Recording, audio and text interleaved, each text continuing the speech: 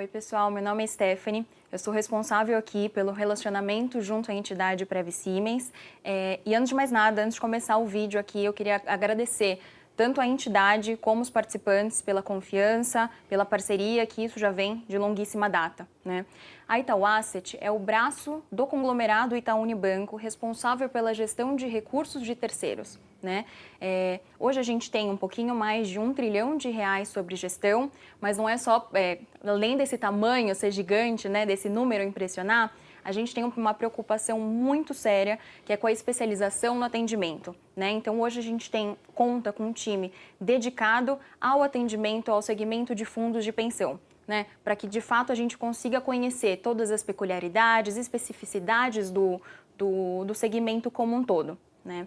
Então, hoje, a ideia é a gente bater um papo sobre o cenário macroeconômico e, para isso, a gente tem aqui o Matheus Sachu, economista, né, do nosso time de Portfólio Specialist, para bater um papo com a gente sobre o cenário macro, tanto local quanto internacional. E também aqui com a gente tem o Alexandre Frade, gestor sênior da nossa mesa de indexados, né? Matheus, para a gente começar aqui, obviamente a gente viu que o ano fechou com grandes emoções, né? Você consegue contar para a gente, para os participantes, um pouquinho do que a gente tem que ficar de olho, do que a gente pode esperar, de perspectivas, por favor? Claro. Primeiro, agradecer o convite, né? E até nesse formato de vídeo aqui, né? Fica bem legal.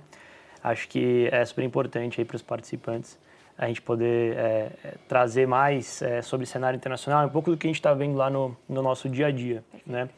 Acho que assim, o cenário econômico, ele tem sido muito volátil, né?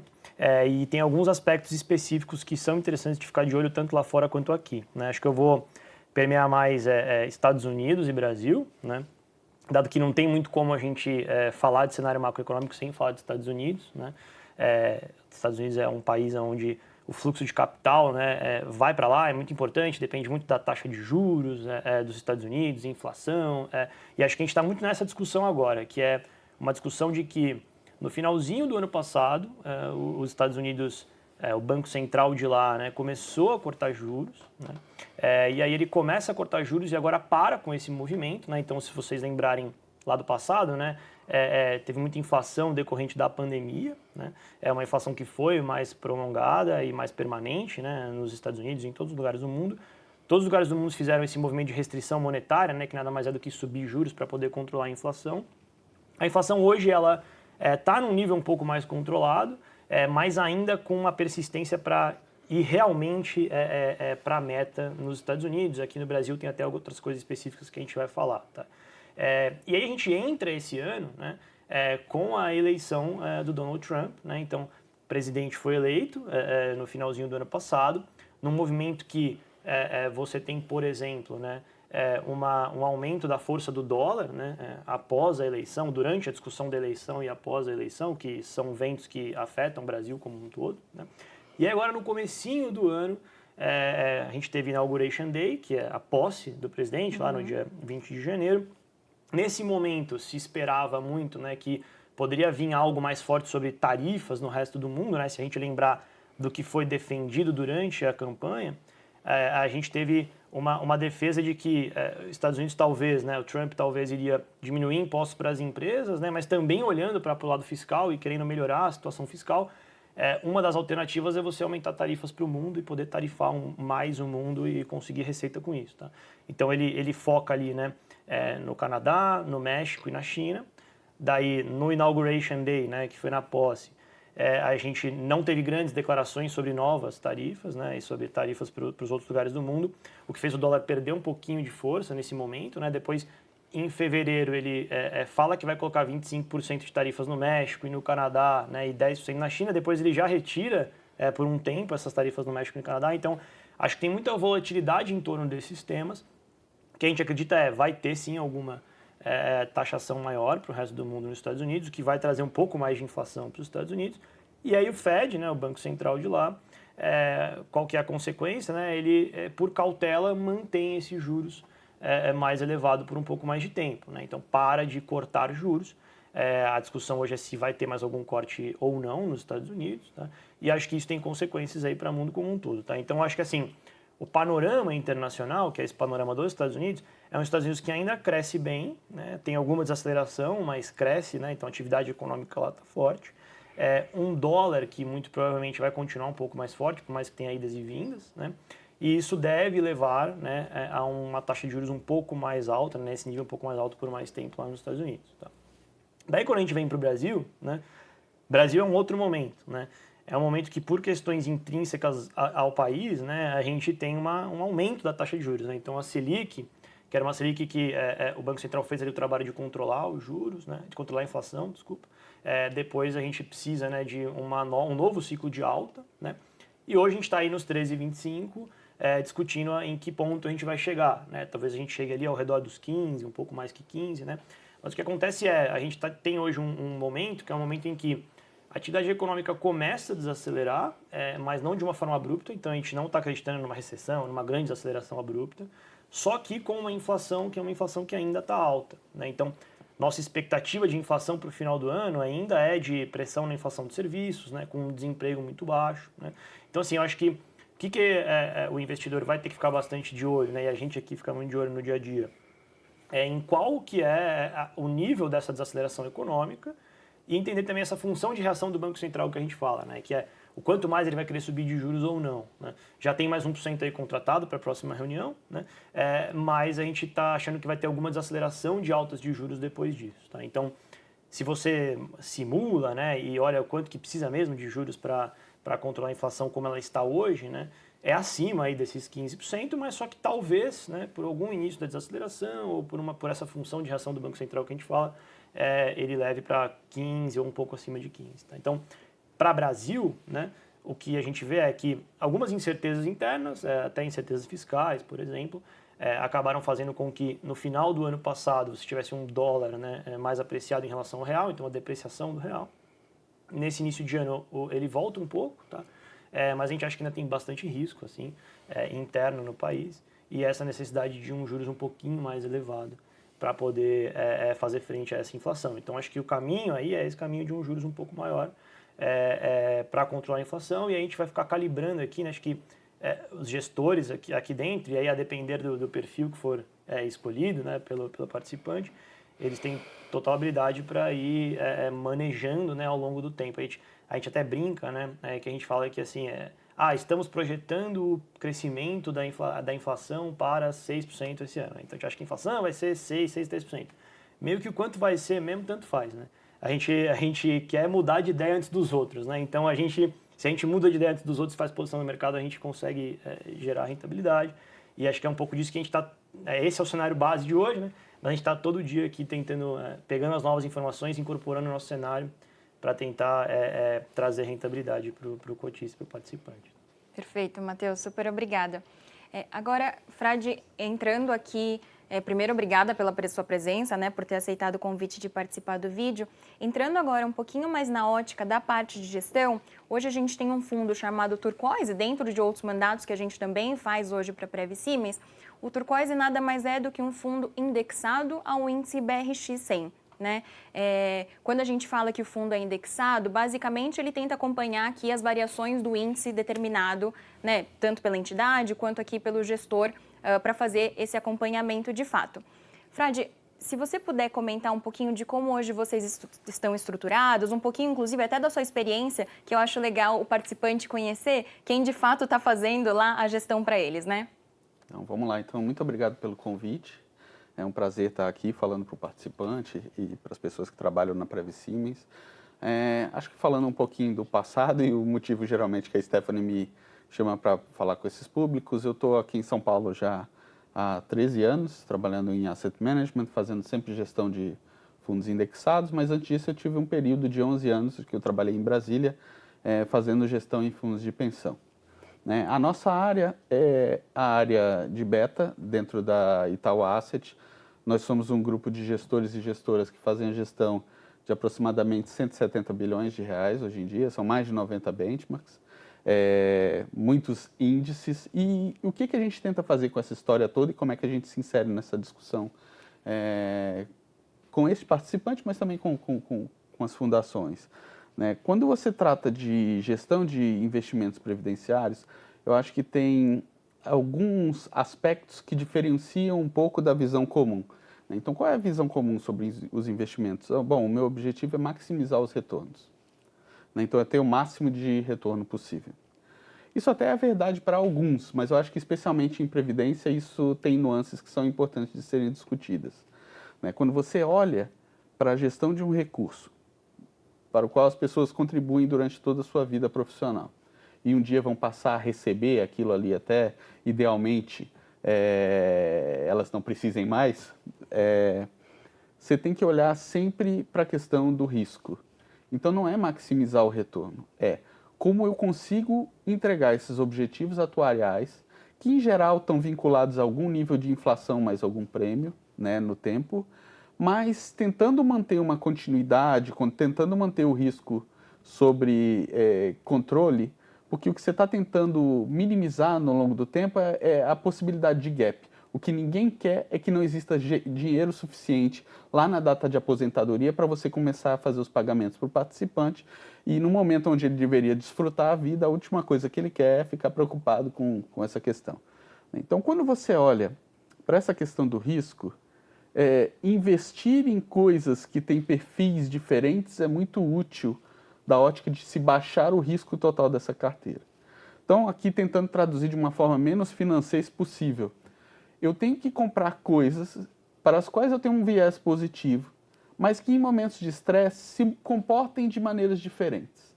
Então eu posso, por exemplo, estar com um pedaço da minha carteira de renda fixa que não está num ano muito bom, mas eu estou num ano melhor na minha parcela de ações.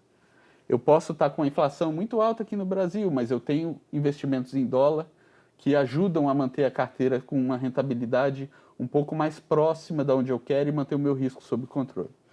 Quando a gente fala sobre o turquoise e sobre investir em IBX100, eu vou entrar aqui numa parcela que é falar sobre índices. Por que as pessoas investem em renda variável e por que as fundações investem em renda variável? Quando você está comprando um pedacinho de uma empresa, você está tentando comprar esses fluxos de caixa futuros. Se você partir da premissa que toda empresa, antes de fazer qualquer investimento, tem um custo de oportunidade, que geralmente é linkado à renda fixa, e vai olhar, bom, eu deveria ficar com esse dinheiro aqui parado e investir ou investir nesse projeto. Se você seleciona boas empresas, elas vão estar fazendo escolhas que vão dar para elas uma rentabilidade no longo prazo maior do que esse custo de oportunidade.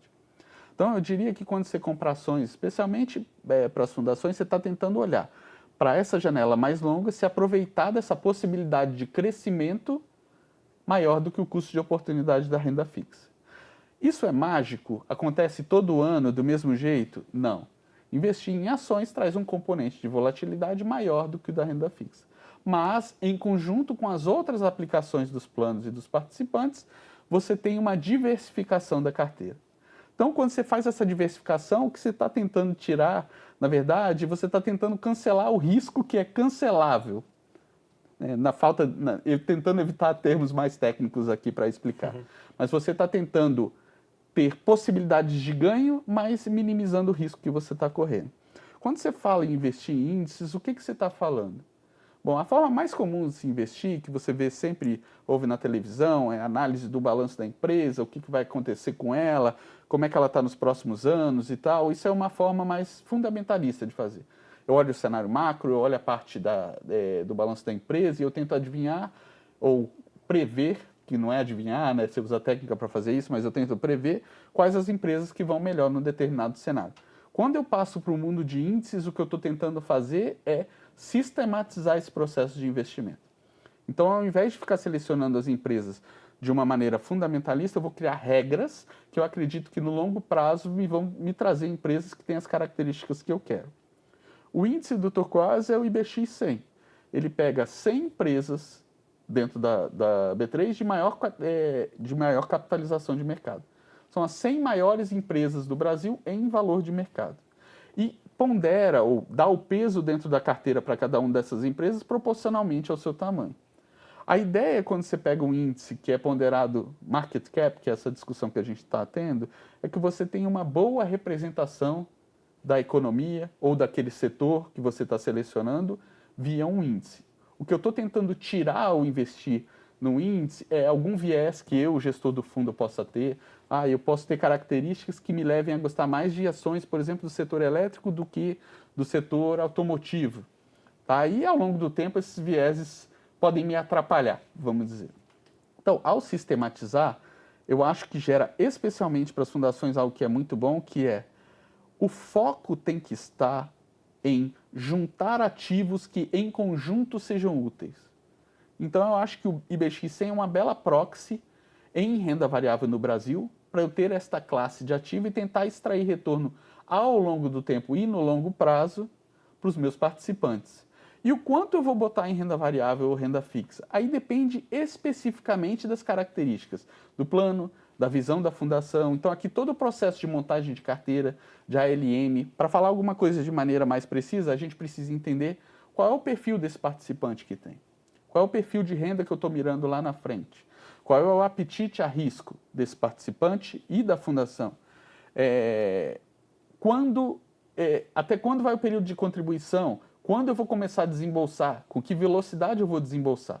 Aqui é uma série de coisas que a gente vai trazendo só para dizer que é muito específico e é muito importante. A gente acha que esse processo anterior ao investimento, que é o de fazer uma política política de investimentos que consiga casar com essa necessidade de pagamentos da fundação, é uma das partes mais importantes. E depois, a gente acredita também, via gestão indexada, que a decisão mais importante está em decidir o quanto eu vou colocar em cada classe de ativo, mais do que decidir dentro daquelas classes quais os ativos que eu vou comprar. Existe espaço e muito espaço para gestão ativa. A gente não faz nenhum tipo de campanha contra isso, não é isso. Mas é só um olhar de que ter essa preocupação com a alocação, esse olhar para o passivo e principalmente o olhar sobre o risco são as características que a gente julga que são mais importantes e que podem agregar mais valor no longo prazo. Perfeito, Frade. Acho que você comentou um pouquinho dessa questão dos perfis de risco, e aí nesse sentido a Previ Siemens, uma coisa que é bem legal de falar, que a gente acaba acompanhando, né, as fundações como um todo, ela é uma fundação, uma entidade muito madura, que já oferece diversos perfis de risco, né, para o próprio participante conseguir escolher. Então, acho que nessa ponta, eu acho bem valioso esse poder de escolha que eles possuem. Você já comentou também um pouquinho como que o IBRX ele é feito, né? Aqui a metodologia do IBRX. Só para o participante conseguir entender, porque querendo ou não, o principal índice acionário aqui que a gente está acostumado a ouvir é o próprio Ibovespa. Você consegue só comentar um pouquinho da diferença, por favor? Consigo. O Ibovespa ele coloca um filtro antes do investimento que olha para o volume negociado das ações. Isso já foi muito relevante no passado, quando você tinha muito menos liquidez em boa parte das ações. Hoje em dia, você tem mais do que 100 ações que negociam o suficiente para você fazer carteiras em cima desses índices que sejam líquidas, né? que tenham a possibilidade de uma maneira mais simples de entrar e sair sem ter grandes ruídos ou sem você afetar o preço de mercado. O Ibovespa e o IBX hoje em dia são muito mais parecidos do que eles já foram.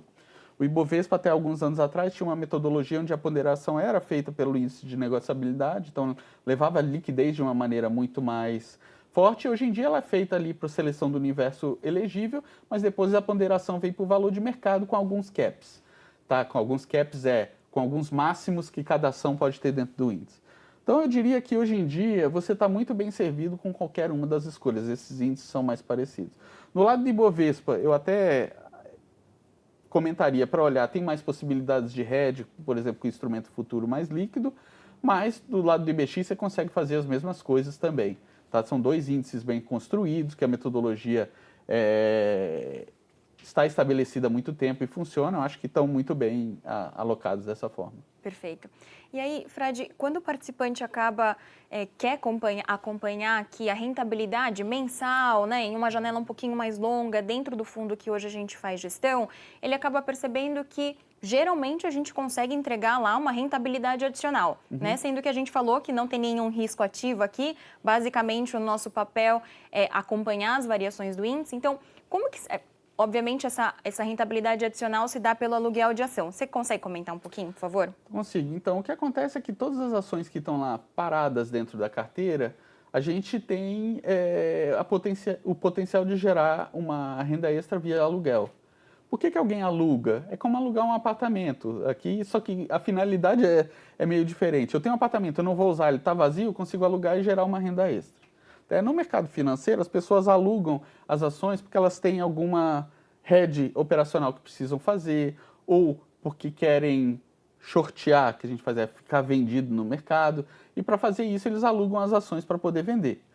A beleza de fazer isso aqui no Brasil, o aluguel de ações, é que aqui a gente tem uma contraparte centralizada. Então, o risco quando eu alugo uma ação não está com a corretora ou com o cliente que está me tomando. É tudo centralizado dentro da bolsa. Então, o meu risco é de bolsa.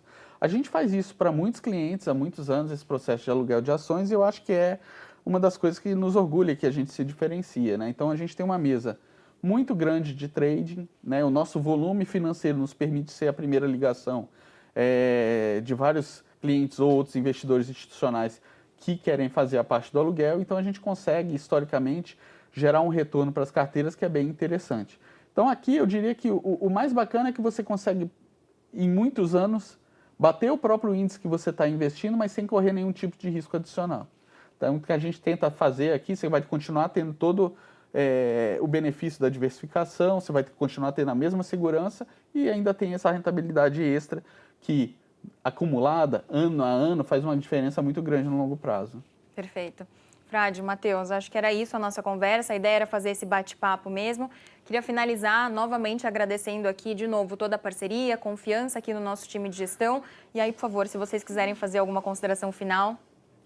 Acho que só agradecer, né? Obrigado pelo convite e acho que todos os participantes aí, dependendo do seu nível de risco assumido, né?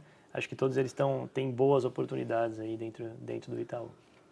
Muito obrigado pela parceria, pela oportunidade. A gente fica sempre à disposição para participar, para discutir, para conversar sobre investimentos e sobre previdência.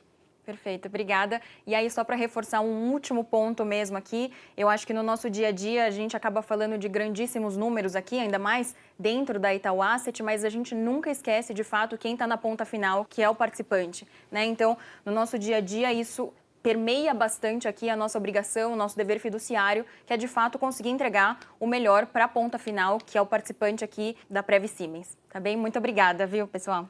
Obrigado.